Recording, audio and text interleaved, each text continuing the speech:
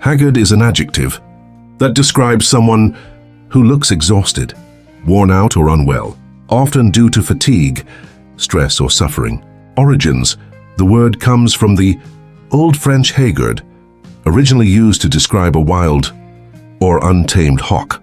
By the 16th century, it evolved in English to refer to a gaunt, weary appearance, likely influenced by the idea of something being wild or unrestrained. Further explanation and usage: haggard is often used to describe a person's physical state, particularly their face, when they appear tired, gaunt or strained due to illness, lack of sleep, or emotional distress.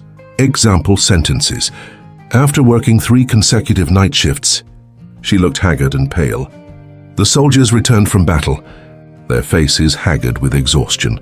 First, cultural significance: the term is frequently used in literature, film and media to depict characters who have endured hardship or trauma, emphasizing the toll of physical or emotional struggles. Synonyms: gaunt, extremely thin and worn out; drawn, looking tired or strained; exhausted, completely worn out or drained. Antonyms: fresh, looking well rested and healthy; radiant, glowing with vitality; vibrant, full of life and energy. Key takeaway: haggard conveys the image of someone who appears visibly worn out, whether from lack of rest, emotional strain, or hardship.